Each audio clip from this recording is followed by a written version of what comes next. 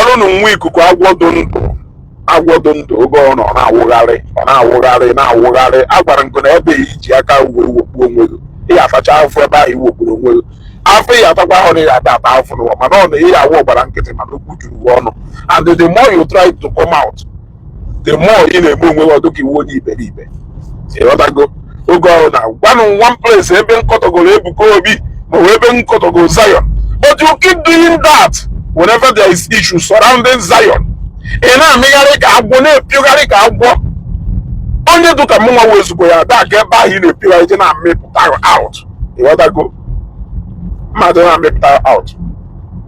Can you people tell me something do wrong na-ede anya ụba mmadụ ya eji wee bịa nye testimony na ọ kwụsịrị enyi ụba? Yes, o nwere anything do wrong na mmadụ ede anya ụba. Enyi ụba blood bụ a bad business, but let us assume that na-anya bụ ụba from enyi ụba in another connection into importation business. Is it not worthy for somebody to testify? Is it not worthy for somebody to testify about it? Let's say na Uber, which is a good business. Imecha with a connection linked into one importation business. If you went wrong, are you telling me that because no one if you do wrong on Uber that you would rather continue to be an Uber driver rather than being an importer? Because if phone abasara Zion na de chuola e put ide ba na enwa ife na-eme na nwere mana imu ife na-eme, you know what you are doing. Who says that no nwere ife do wrong na somebody who a medicine no na serve medicine obri ife that available o yeme and provided no nya ha yezu oyi nya mere we native food na table. But what if at some point no nya graduated from being a bricklayer to being an engineer, a site engineer, just other bricklayers when I wrote the. Are you saying that that person should not testify? Are you saying that that person should not thank God for making him to move from being a bricklayer to being a site engineer? Is that what you are saying? Who says there is anything wrong in somebody that conductor when they feed the family? What happens if that person moved from being a conductor to being a bus driver? Are you saying that the person did not move from Ebon to somewhere better? But I'm not talking about where he see. Oh no, Nanya Buba, let God to elevate it to somewhere better than in Yoba. Who says he cannot testify? Who said that giving a testimony? No, Nanya Buba, Bumecha, on your devil bamboo. Does that make it no neto? All in Yoba Anya and about Joajo. Saya.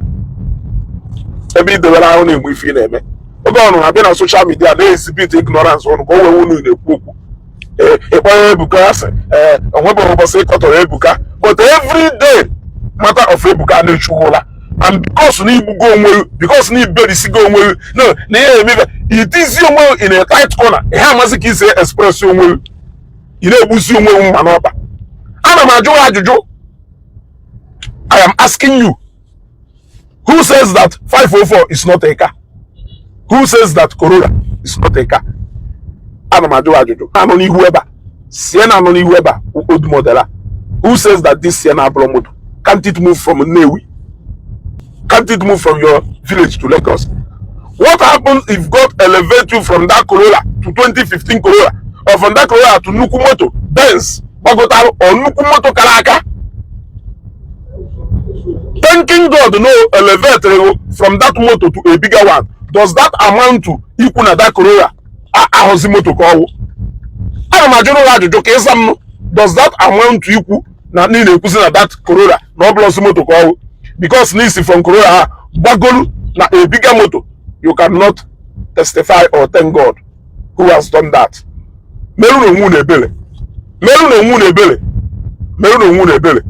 This Evangelist Ebuka Obi syndrome and Allah is becoming too much. What activities in the Zion? No one like if mind your business. Everything named as Zion is strictly for all Zionites. It's not for you because you will not understand what is happening there.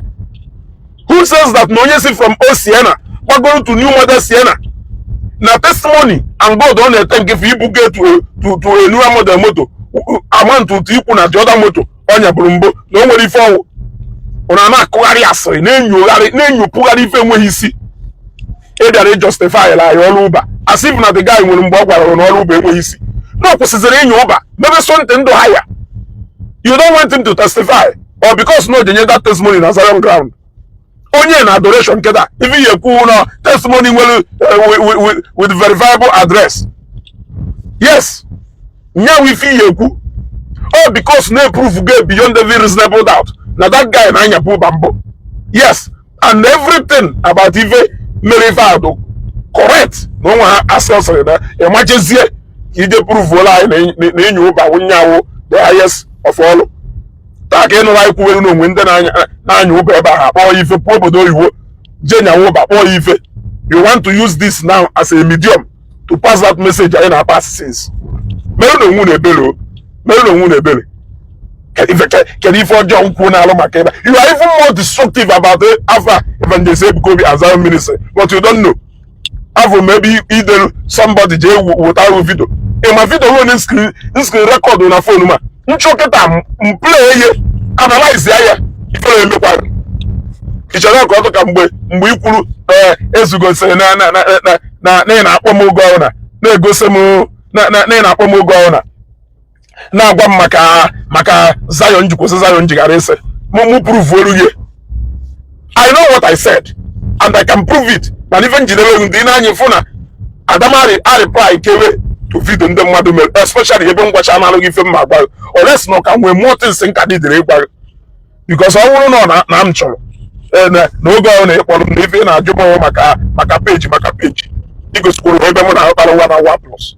Maka page ka ị na-ajụ maka akwụkwọ nke IB igosikwuru ha ebe mụ na akpara 30 something minutes ife niile akwụkwọ ngụ na-akpọ m ife niile akwụkwọ ngụ na-send message even nje na messenger egosi ngụ ụbọchị ịgba nsend arụgwụ nọmba m. You came to me, I did not come to you. You keep calling me, I did not call you. So what is there you are proving? Gụrụ ka mụ na ha na-akpa 1 hour or 30 minutes plus.